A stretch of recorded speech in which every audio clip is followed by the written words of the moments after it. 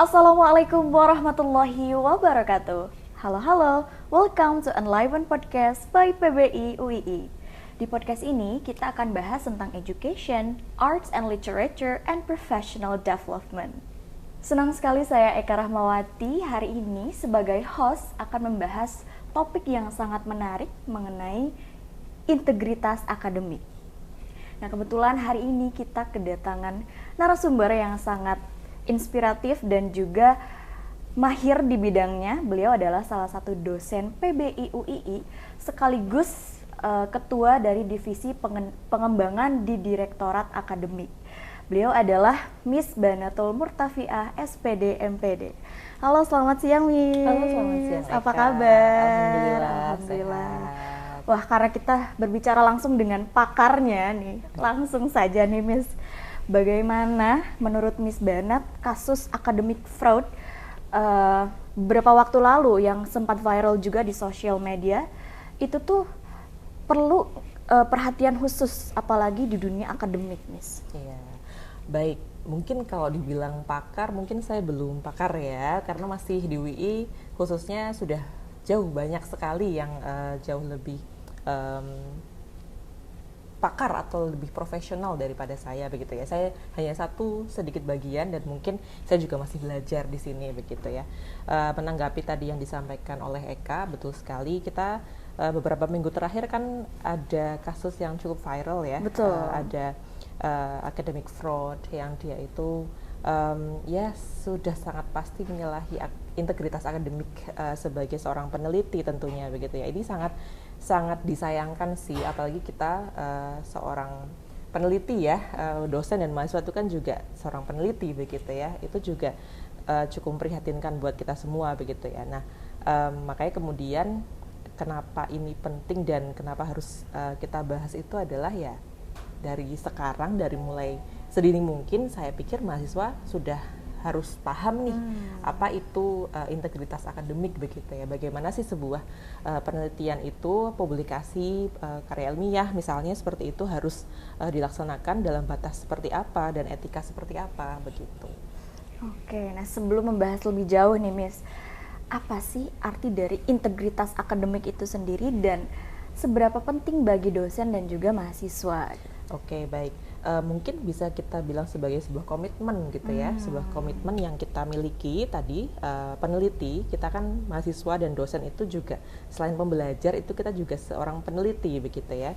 Itu sebaiknya kita semua memiliki sebuah komitmen. Jadi integritas akademik itu adalah komitmen yang kita miliki, prinsip begitu ya, untuk menjaga nilai-nilai akademik seperti itu. Jadi ketika melakukan penelitian, kemudian menulis publikasi ilmiah, kita harus memiliki komitmen untuk menjaga nilai-nilai yang memang yang harus dijaga seperti itu. Ada berkomitmen untuk berpegang pada satu prinsip begitu, yang ketika kita melakukan penelitian, ketika kita menulis publikasi ilmiah itu tidak menyalahi etika seperti itu. Nah, untuk UII sendiri Miss, ini sudah berkomitmen yang sangat kuat untuk menjaga integritas akademik. Nah, melalui Peraturan Rektor Nomor 12 Tahun 2025. Nah, kira-kira apa urgensi sehingga hadir regulasi di era digital seperti ini, Miss? Ya, betul sekali. Terima kasih pertanyaannya Eka. Ya, betul sekali. Tadi disinggung bahwa UII sendiri sudah memiliki sebuah peraturan rektor ya, yang di sini diatur oleh peraturan rektor dan ini menaungi terkait dengan etika publikasi. Nggak cuma etika publikasi sih sebenarnya, etika ilmiah seperti itu. Termasuk di dalamnya publikasi, termasuk di dalamnya penelitian, termasuk di dalamnya juga penggunaan AI. Nah, sekarang kan hubungannya sudah di era digital ya. Betul. Penelitian di masa kini, hari ini itu jauh berbeda ketika di masa saya yang mungkin saya mahasiswa begitu belum ada AI begitu ya. Nah, bagaimana sih kemudian UII mengatur itu semua? Jadi berkomitmen mengatur bagaimana mungkin semacam rambu-rambu ya. Jadi rambu-rambu untuk dosen dan mahasiswa. Jadi peraturannya tidak hanya untuk mahasiswa tapi juga untuk dosen. Bagaimana sebaiknya ketika melakukan sebuah penelitian dan ketika menulis sebuah publikasi ilmiah. Dan bagaimana atau sejauh mana penggunaan AI itu diperbolehkan di penulisan karya ilmiah seperti itu. Memang harus ada batasannya juga ya, Miss? Betul. Gitu. sempat disinggung mengenai etika publikasi, Miss. Nah, sebagai peneliti nih, apalagi mahasiswa yang akan terjun, peneliti muda, kira-kira etika publikasi ilmiah seperti apa yang perlu diperhatikan itu, Miss? Oke, mungkin ada beberapa hal gitu ya. Secara umum, nanti sebetulnya kalau untuk publikasi ilmiah itu tergantung kita mau mempublikasikan karya kita di mana, apakah di jurnal ilmiah begitu atau di proceeding conference. Nah, kalau yang viral akhir-akhir ini tuh kan mereka mempresentasikan di conference begitu. Betul. Ya. Nah, mungkin agak kurang agak kurang rambu-rambunya mungkin agak kurang ketat. Kenapa kok bisa mereka lolos gitu kan ya? Setelah bertahun-tahun ya, setelah diselidiki netizen ternyata udah bertahun-tahun melakukan itu, dan kenapa kok bisa lolos? Mungkin karena mereka bukan menerbitkan karyanya itu tidak di jurnal ilmiah, yang mana itu hanya konferensi, dan yang mereka kirimkan dokumennya mungkin baru sebatas abstrak saja. Sementara kalau misalkan conference itu biasanya ada conference yang memiliki luaran bentuknya publikasi, yaitu bernama proceeding, ada yang conference ya udah tanpa luaran begitu. Nah, saya nggak tahu sih ya yang viral kemarin mereka apakah menuliskan karyanya full di proceeding atau tidak, karena kalau misalkan conference yang memiliki proceeding ya harusnya juga ada proses review di sana. Artinya kemungkinan kecil nih kalau dia ada fraud, ada penyelewengan kayak gitu ya, harusnya kemungkinan kecil gitu. Nah, untuk kita mau mempublikasikan karya hasil penelitian kita, tadi kan ada etika ilmiah gitu ya, etikanya apa saja. Nah, kalau misalkan kita mau menerbitkan di jurnal sama di proceeding misalnya, teman-teman harus memastikan media publikasinya dulu nih, harus memastikan bahwa jurnalnya tidak abal-abal, harus memastikan konferensinya tidak abal-abal pastinya gitu. Kalau jurnal udah banyak sekali lah, kita sekarang sudah terpapar era digital ya, pastinya sudah semuanya kayak one click ya. Betul. Tinggal cari saja, misalkan memang jurnal yang dituju adalah Scopus, langsung saja ke website Scopus dan cari jurnalnya seperti itu. Jurnal bidang tertentu, misalnya kalau kita kan di language teaching ya, teman-teman dari jurusan PBI bisa kemudian ketik English language teaching di pencarian, bisa ke website Scopus, bisa ke website, kalau misalkan jurnal yang dituju adalah jurnal nasional, bisa ke websitenya Sinta gitu. Jadi pastikan dulu jurnalnya tidak abal-abal, konferensinya tidak abal-abal gitu. Terus kemudian yang kedua adalah memastikan, ini juga termasuk penting juga, ada kepengarangan gitu ya, memastikan bahwa semua author itu memang terlibat atau berkontribusi dalam proses seperti itu, proses penelitian dan proses mungkin penelitiannya enggak, tapi nggak apa-apa. Yang penting ketika menulis hasil publikasi ilmiahnya itu dia berkontribusi langsung seperti itu. Kemudian yang berikutnya tidak melakukan rekayasa. Nah, ini juga penting ya, tidak hanya melakukan penelitian tapi juga tidak melakukan melakukan penelitian tapi tidak boleh melakukan rekayasa kayak gitu. Terus berikutnya ada afiliasi dan korespondensi, sebaiknya menggunakan afiliasi universitas kayak gitu. Jadi kalau bisa, kalau misalkan itu adalah konteksnya mahasiswa dan dosen ya, menggunakan afiliasi dan email yang tercantum ya, pakai email dari universitas seperti itu.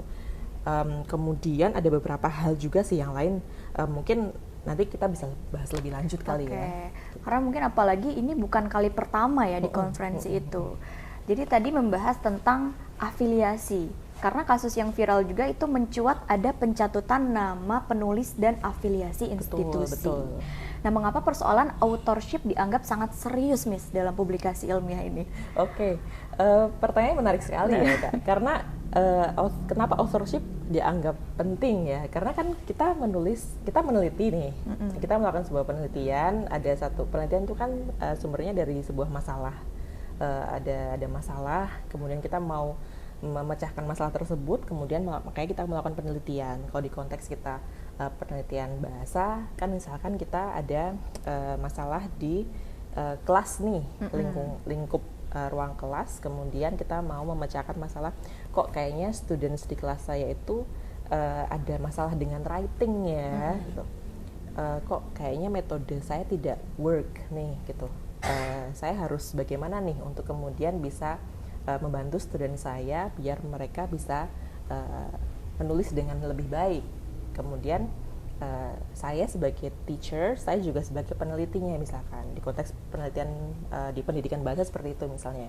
Nah, saya mencari tahu, membaca referensi, mencari tahu informasi bagaimana sih caranya membantu students untuk bisa writing misalnya. Nah, tujuannya biar apa? Untuk memecahkan masalah tadi. Itu kan sebuah alur pikir gitu ya, penelitian gitu ya.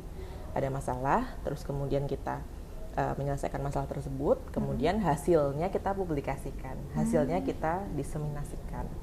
Nah, selama proses ini berlangsung, itu kan saya bisa bekerja sendiri, saya juga bisa bekerja dengan mahasiswa saya juga bisa mungkin bekerja dengan dosen lain yang mengajar mata kuliah yang sama, begitu. Kita bekerja bersama-sama untuk dari proses penelitiannya sampai mungkin proses penulisan karya ilmiahnya, begitu. Nah, kenapa authorship itu penting? Orang-orang tadi yang bekerja bersama saya kan harus ada di dalam hasilnya nanti, seperti itu. Nah, idealnya nih, kalau kita ngomongin yang kalau kita ngomongin yang yang viral di internet kemarin itu kan ada beberapa orang yang mungkin dia tuh tidak tahu bahwa namanya itu dicatut di abstrak dan poster yang dipresentasikan di conference tersebut gitu ya. Poster itu kan hasil publikasi hasil penelitian gitu kan. Nah, kan harusnya idealnya tuh kan orang yang ada di dalam nama yang ada di dalam poster presentasi tersebut kan harusnya memang terlibat, betul, berkontribusi nih. Entah terlibat dalam penelitiannya, entah terlibat dalam penulisan penulisan publikasinya, entah terlibat mungkin dalam penulisan pengolahan datanya, analisis datanya begitu, atau apanya misalnya lah gitu. Nah, seperti itu. Jadi tidak boleh teman-teman untuk kemudian kita mencatut nama orang yang tidak ikut di dalam proses penelitian kita tersebut, apalagi mencatut institusi yang memang itu tidak terlibat sama sekali gitu kan bisa pencemaran nama baik dan sebagainya gitu ya. Kalau ini kan memang konteksnya memang si orang yang dicatut ini ternyata tidak berafiliasi sama institusinya gitu kan. Ada pencatutan nama universitas tertentu, tapi ternyata orangnya bukan sivitas akademika universitas tersebut kayak gitu. Nah, itu kan pencemaran nama baik akhirnya. Betul. Gitu. Nah, kan harus hati-hati gitu ya. Jadi kalau misalkan tadi saya berkolaborasi sama mahasiswa, saya berkolaborasi sama rekan dosen, semuanya orang UII, ya berarti afiliasi kita sama UII semua gitu. Tapi apakah bisa saya berkolaborasi dengan dosen dari luar UII? Bisa. Tapi beliaunya juga harus tahu ketika saya ajak penelitian ini, beliaunya bersedia, betul, bersedia menjadi tim dan bersedia dimasukkan namanya sebagai penulis seperti itu. Dan pastinya beliau juga akan kontribusi untuk melakukan sesuatu gitu kan. Sekecil apapun kontribusinya gitu. Harus ada ya misalnya. Iya, begitu. Jadi memang harus dengan izin dan sepengetahuan dan kontribusinya harus ada. Betul. Ya. Sekecil apapun gitu ya, kontribusinya yang memang harus ada. Oke, menarik sekali nih. Miss Banet nih sebagai seseorang yang sudah berkecimpung dan juga berpengalaman sebagai reviewer jurnal yang sudah terakreditasi Sinta dan juga baik itu nasional maupun internasional ya, Miss. Kira-kira pelanggaran etika ilmiah seperti apa yang sering Miss Banet temukan? Oke, sebenarnya mungkin kalau untuk yang ada cerita menarik nih sebenarnya. Oke, apa nih waktu sebenarnya salah satu artikel gitu ya di jurnal yang kemudian saya kelola begitu. Waktu itu ada reviewer yang bukan saya sih sebetulnya, ada reviewer yang menemukan bahwa waktu itu saya assign beliau sebagai reviewer begitu ya. bukan saya reviewer, saya posisinya sebagai editor saat itu. Jadi saya kan saya berperan sebagai editor, saya juga berperan menjadi reviewer di jurnal yang berbeda-beda begitu ya. Nah, suatu ketika saya menjadi editor nih di salah satu jurnal, terus kemudian jurnalnya masih nasional, cuman memang penulisnya bisa dari berbagai negara ya. Gitu. Kalau sudah Sinta biasanya dia memang sudah ada penulis dari beberapa negara gitu. Nah, penulisnya bukan dari orang Indonesia nih gitu. Terus waktu itu saya assign salah satu reviewer kami begitu ya, terus kemudian beliau menolak untuk mereview. Terus waktu itu saya tidak dengan tidak begitu teliti sih memang membacanya, karena biasanya kalau screening di awal editor hanya scanning saja ya, tidak terlalu detail membaca semua. Dari kalau jurnal itu kan naskahnya kan full ya, ada dari abstract, introductions, method, kemudian findings, discussions, conclusions, references gitu ya. Nah, kalau di proses di awal itu kan editor baru screening saja. Jadi, oh ini kayaknya judulnya menarik, abstraknya oke, ya udah saya kasihkan reviewer gitu. Saya assign reviewer, ternyata reviewernya menolak untuk mereview. Bilang begini, Miss, saya nggak bisa mereview ya gitu. Kenapa? Ini tuh AI. Oh, langsung terdeteksi ya, Miss? Wah. Nah, saat itu kami belum punya, karena kan AI detektor saat ini juga agak susah ya untuk mendeteksi ya. Waktu itu belum ada Turnitin yang AI gitu. Kalau sekarang kan kalau kita pakai Turnitin sudah ada AI-nya tuh. Sudah ada AI berapa persen kayak gitu. Betul. Ya. Saat itu belum ada. Jadi Turnitin sendiri masih belum bisa mendeteksi ini AI gitu. Waktu itu beliau nggak bilang AI sih, beliau cuma bilangnya ini robot kayak gitu. Karena kebetulan itu bahkan di era AI itu belum semasif sekarang. Jadi tahun berapa ya, saya lupa, antara 22 kayaknya kalau nggak salah gitu. Jadi udah cukup lama. AI kan mungkin baru masif beberapa. Iya, baru-baru ini ya. Baru ini banget gitu kan. Karena beliau memang dosen fokusnya ke teknologi enhanced language learning gitu ya. Jadi memang beliau fokusnya di ICT terus kemudian beliau bilang ini kayaknya saya nggak mau membaca ini tuh nggak nyambung sama sekali kayak gitu isinya. Jadi abstraknya bagus tapi kayak isinya tuh nggak nyambung gitu antar parts-nya gitu, antar bagiannya gitu. Ini robot nih, ini AI, saya nggak mau gitu. Jadi itu sih, jadi plagiasi pernah juga. Jadi biasanya kami di awal tuh kan screeningnya juga screening plagiasi ya. Jadi similaritasnya itu tinggi. Ada yang similaritasnya tuh jauh, pokoknya di atas 50% tuh ada. Gitu.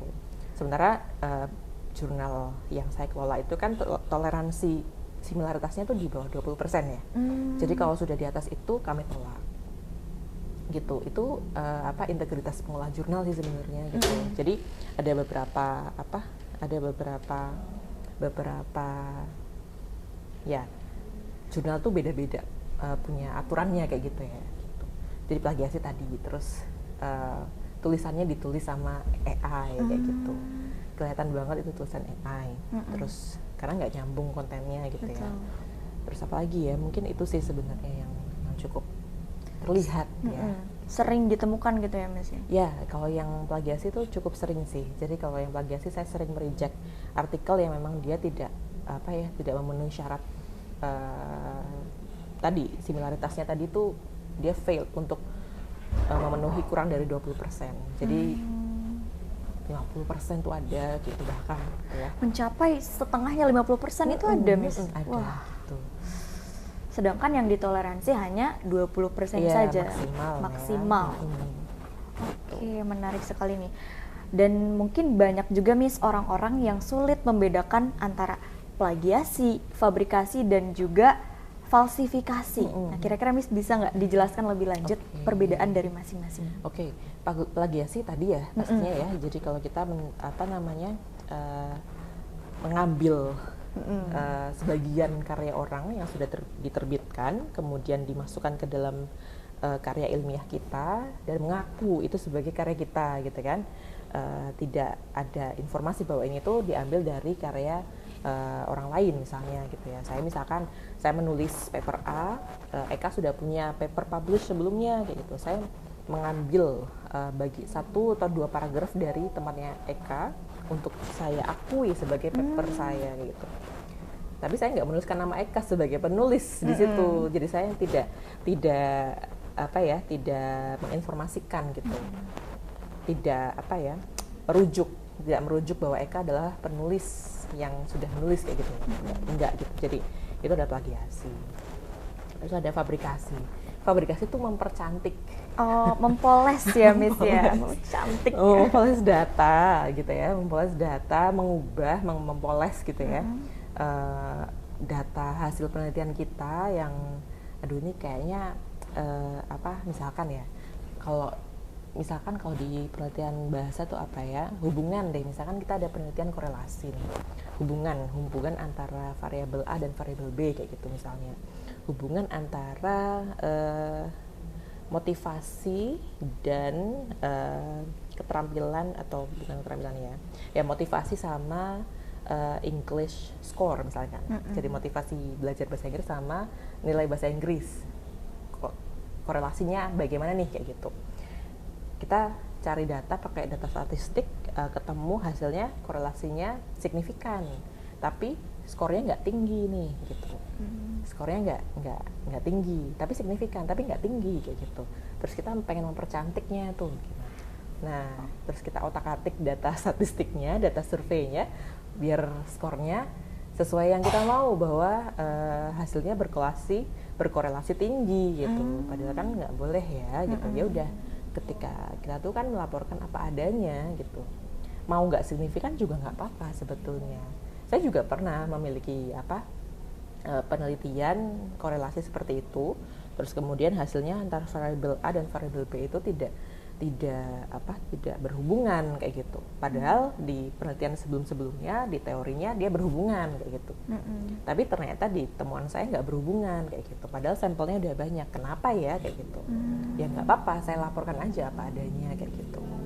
Tidak harus memaksakan harus Betul, ini ya, tidak ya? memaksakan harus fit ya, harus sesuai dengan apa yang kita mau kayak gitu ya gitu. Ya udah dilaporkan apa adanya, mempercantik ya gitu.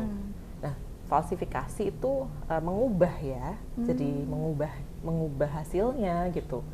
Kan false ya, falsifikasi itu mengubah hasilnya yang tadinya mungkin nggak signifikan jadi signifikan gitu ya, yang data statistiknya misalnya kayak gitu ya. Atau mungkin kalau misalkan datanya kualitatif ya, kita mengubah informasi yang disampaikan sama narasumber kita yang kita interview kayak gitu. Itu kan kita mengubah data namanya. Betul. Gitu. Yang mungkin kita interview mahasiswa atau kita interview siswa SMA misalnya, kemudian kita tanya tentang tentang misalkan motivasi belajar bahasa Inggris kayak gitu. Dia bilangnya nggak terlalu punya motivasi gitu ya, misalkan jawabannya gitu. Tapi kita ubah gitu, kita ubah transkripnya menjadi seolah dia tuh motivasinya tinggi, gitu nggak boleh kan gitu. Jadi kalau saya boleh bacakan, falsifikasi itu memanipulasi, memalsukan gitu ya, kayak mengubah data kayak gitu ya. Gitu. Nah kalau yang fabrikasi itu kayak ya udah mempercantik, memoles tadi gitu ya. Meskipun sedikit-sedikit itu tetap nggak boleh ya, Miss? Nggak boleh. Kita laporkan harus apa adanya gitu.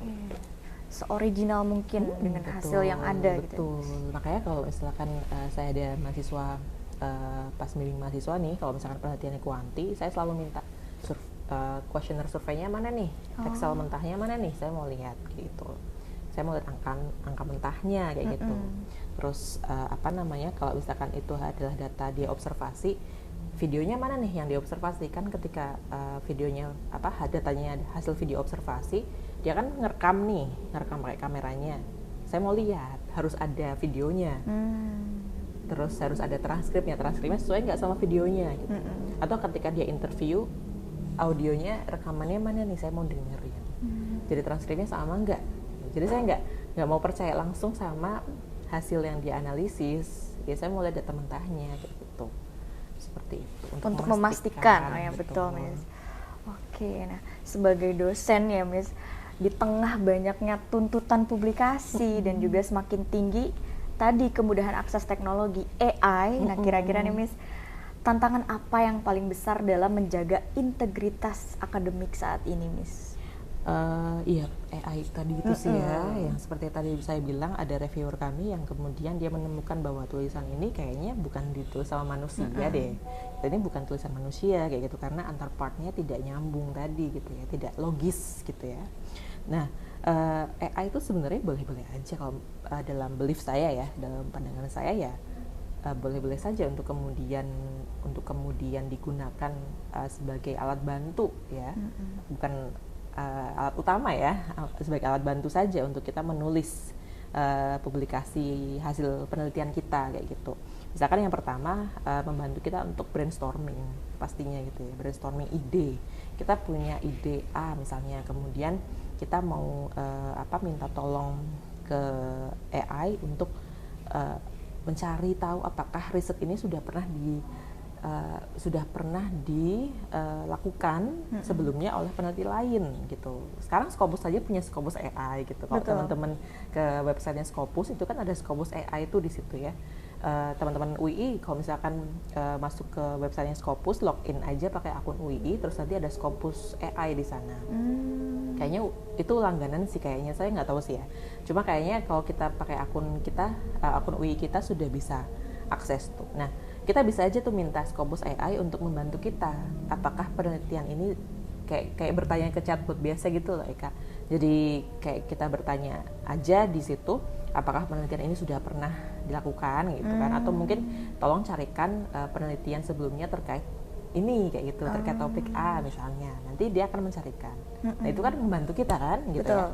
Membantu kita untuk brainstorming hasil penelitian sebelumnya, untuk membantu kita mencari gap. Jadi ketika kita mau melakukan penelitian itu kan harus ada research gap namanya. Research gap itu adalah semacam yang belum dilakukan sama peneliti sebelumnya kayak gitu, yang belum dilakukan sama peneliti sebelumnya dan akan kita lakukan di penelitian kita seperti itu. Nah, kita kan bisa tuh minta ya untuk bantu kita itu yang pertama. Terus bisa membantu kita untuk mencari tadi literatur review ya, jadi mencari penelitian sebelumnya, penelitian yang relevan dengan topik yang kita mau gitu kan. Kita bisa tuh minta Scopus AI untuk membantu kita seperti itu. Atau mungkin yang kemarin baru saya lakukan, saya kemarin menggunakan ChatGPT itu untuk membantu saya mengolah data gitu. Jadi saya ada penelitian kuantitatif, statistik ya, dengan metode yang saya belum pernah pakai, dengan alat yang belum saya pernah pakai sebelumnya gitu. Nah, kalau SPSS itu kan sudah sangat familiar ya untuk saya pakai. Nah, ini saya pakai satu alat yang harus membuat sintaks ya, membuat formula gitu ya. Jadi kan karena kuantitatif itu kan berhubungan dengan angka gitu ya. Betul. Kita kan bukan orang kita orang bahasa gitu ya. Saya orang bahasa gitu. Kita mungkin tidak terlalu familiar dengan rumus-rumus gitu. Nah, saya baru pernah pakai satu alat untuk mengolah data nih. Saya nggak tahu gimana cara memakainya. Saya belajar dari YouTube. Ternyata dari YouTube itu masih belum, kan YouTube tuh contohnya sangat general ya, datanya nggak sama ke data yang saya miliki kayak gitu. Gimana nih bikin rumusnya? Saya nggak bisa bikin rumus gitu.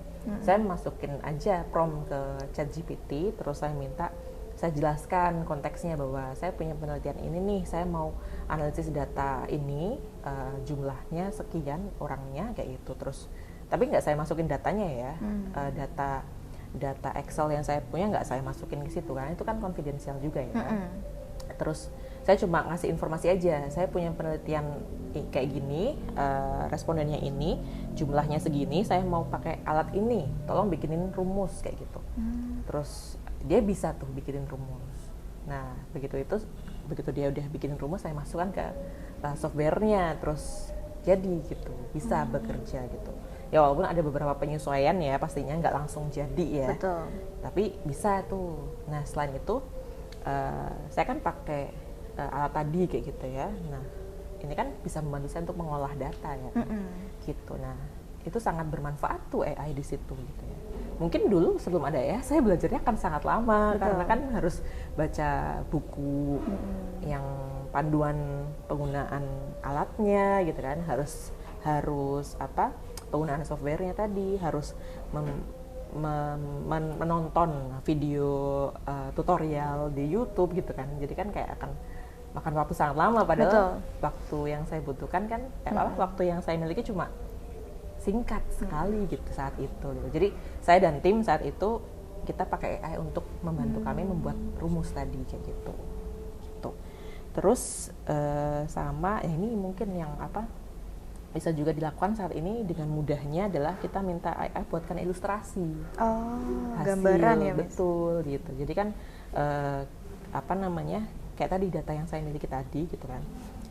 Ilustrasi kalau di Excel itu kan kayak pie chart atau bar chart gitu ya. Kayak sebagai bayangan ya. Sebagai gambaran itu kan kayak misalkan kita data itu kan disajikan dalam bentuk chart gitu ya. Dalam bentuk chart, bisa pie chart, bisa bar chart kayak gitu kan, atau bisa bentuk chart yang lain gitu. Tapi kan sudah sangat mainstream. Dan itu hanya kalau untuk data yang kompleks itu agak susah gitu untuk memasukkan di Excel gitu. Nah, akhirnya saya minta ChatGPT lah untuk membantu saya mengilustrasikan kayak gitu. Ya udah cuma kami buatkan prompt aja gitu. Cuma kami buatkan prompt, datanya seperti ini, tolong dibuatkan ilustrasi yang menarik kayak gitu. Akhirnya dia bisa bikin ilustrasi yang lebih mudah terbaca kayak gitu. Jadi dibandingkan Excel yang saya bikin gitu ya, dibandingkan chart dari Excel yang saya bikin, lebih bagus yang ChatGPT bikin nih kayak gitu. Seperti itu. Nah, itu semua saya tuliskan di artikel tersebut gitu. Jadi kan itu hasil penelitian saya, belum publish sih, tapi semoga bisa publish segera gitu ya. Segera ya, semoga amin. Itu kemarin waktu saya submit di jurnal, itu saya dan tim tuliskan bahwa kami menggunakan AI untuk ABCD gitu. Sebagai bentuk tanggung jawab kami ya, bahwa kami tidak benar-benar lepas dari teknologi sama sekali ketika proses ini dilakukan kayak gitu ya. Jadi kami menggunakan AI juga selama proses penulisan karya ilmiah ini, tapi dalam hal apa saja nih kayak gitu. Jadi memang in this 2026 nih Miss, AI ini memang tidak bisa kita hindari ya Miss, justru bisa jadi tools dan membantu prosesnya juga supaya lebih efektif juga ya Miss ya. Betul. Karena kita digempur dengan AI ini Miss, sejauh mana penggunaan AI ini masih bisa dianggap etis Miss dalam dunia akademik ini? Ya itu tadi sih sebenarnya yang tadi saya sampaikan ya, itu semua tadi sudah mencakup itu semua. Jadi tadi membantu kita membuat ilustrasi, terus kemudian ilustrasi data hasil penelitian, kemudian mungkin bisa membantu kita mengolah data. Tapi kalau saran saya jangan dimasukin datanya gitu ya. Karena data kita kan masih data konfidensial gitu ya. Kita kan nggak tahu ya AI nanti seperti apa gitu ya.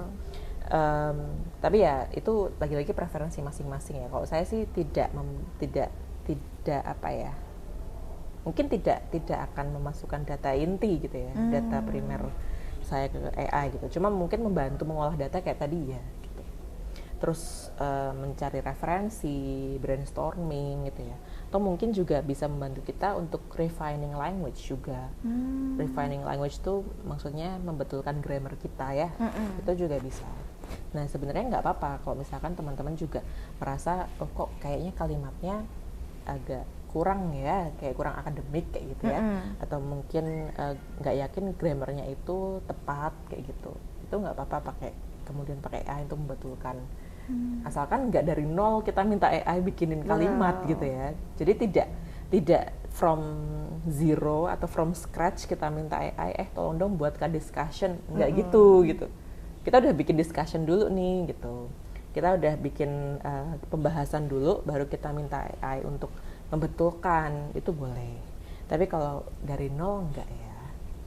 Berarti memang tidak sepenuhnya langsung ya Miss copy paste. No, itu sangat-sangat tidak boleh ya teman-teman. Big no. Sebagai penutup nih Miss, apa pesan Miss Banat nih untuk dosen, mahasiswa dan juga peneliti muda nih, insya Allah yang mungkin kita mahasiswa akan terjun juga ya Miss, mengalami juga. Gimana sih Miss agar tetap bisa menjaga integritas akademik di era digital ini Miss? Oke. iya harus gimana ya, mungkin harus punya prinsip dulu kali ya pastinya ya. Mungkin mahasiswa yang masih semester awal mungkin masih belum terlalu paham karena masih belum menyelami dunia penelitian gitu. Nanti sudah semester akhir sudah bisa paham kayak gimana sih menulis meneliti itu seperti apa, kemudian menulis hasil penelitian itu seperti apa, terus kemudian menggunakan AI yang baik itu seperti apa. Itu nanti akan seiring berjalannya waktu tuh akan akan tahu sendiri kok ya, akan paham sendiri seperti itu. Tapi ya itu tadi selama proses belajar tadi jangan sampai gitu ya, jangan sampai kita melakukan hal-hal yang di luar rambu-rambu yang tadi yang sudah kita ketahui dan kalau di konteks UI yang sudah UI tetapkan kayak gitu ya. Betul. Di peraturan tadi yang disebutkan sama Eka itu sudah sangat jelas sekali batas boleh dan tidak bolehnya kayak gitu ya, untuk kemudian mahasiswa dan dosen itu menjaga integritas akademik kayak gitu ya. Jadi etika ilmiahnya itu sudah sangat jelas sekali seperti itu. Jadi dari sekarang mungkin untuk semua mahasiswa tentunya ya, biar nggak viral seperti yang viralnya. Kalau viral baik nggak apa-apa nih, tapi masalah ini viralnya wah sekali gitu sekali ya. Gitu. Jadi jangan sampai seperti itu ya teman-teman ya. Kalau misalkan seorang mahasiswa, ayolah kita harus punya komitmen, ayo kita jaga integritas kita. Kita tahu ini nggak baik, jangan diikutin gitu ya. Kita tahu ini hal yang buruk, tidak boleh dilakukan tentu saja kayak gitu ya. Jadi ya tadi kepengarangan gitu ya, kepengarangannya semua author itu ya tahu bahwa mereka dimasukkan ke dalam karyanya dan bersedia bersedia untuk dimasukkan dan berkontribusi sekecil apapun dalam hasil publikasinya gitu ya. Terus kemudian afiliasi juga ya, nggak boleh abal-abal juga ya afiliasinya, dan tidak boleh mencatut afiliasi kampus lain tanpa sepengetahuan mereka kayak gitu kan. Itu kan nggak boleh sekali. Nah, itu udah red flag banget lah itu ya. Red flag banget ya Miss, aduh. Gitu. Terus tadi juga penggunaan AI juga nggak boleh copy paste ya, nggak boleh minta AI bikinin abstrak, nggak boleh gitu ya. Karena kan kita nggak tahu hasilnya kayak gimana gitu ya. Harus kita sendiri yang kemudian membuat AI-nya membetulkan grammarnya nggak apa-apa. Tapi kalau itu dalam bahasa Inggris ya, tapi kita sendiri yang menulis kayak gitu ya. Ya seperti itu tadi sih gitu ya. Dan pastinya ya kalau pengen memiliki publikasi yang berkualitas ya pastikan kemudian media publikasinya juga berkualitas juga seperti itu. Gitu tadi ya, bisa dia terindeks Scopus misalnya atau terindeks Sinta, itu sudah bisa lah, at least itulah gitu ya. Jadi kalau dia sudah terindeks Sinta aja, itu bisa kita garanti, bisa kita bisa kita pastikan lah bahwa dia sudah bagus lah kayak gitu ya, Sintanya Sinta 1, Sinta 2 kayak gitu misalkan, itu sudah jurnal yang bagus kayak gitu. Apalagi Scopus, kalau sudah terindeks Scopus, dia sudah bisa kita pastikan jurnal yang bagus kayak gitu.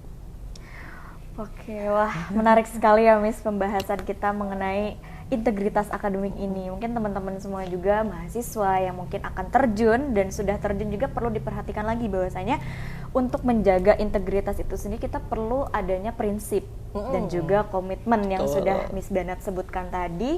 Kita juga perlu memperhatikan etika-etika publikasi ilmiah ya Miss ya, supaya kita bisa lebih hati-hati lagi terutama dalam penggunaan AI. Betul sekali. Wah, terima kasih banyak Miss sudah memberikan penjelasan dan pemaparan mengenai integritas akademik yang sangat luar biasa sekali. Semoga teman-teman semua, baik itu mahasiswa dan juga peneliti-peneliti muda, dosen-dosen juga ya Miss, bisa lebih bijak lagi ke depannya supaya hasilnya juga lebih baik ya Miss ya.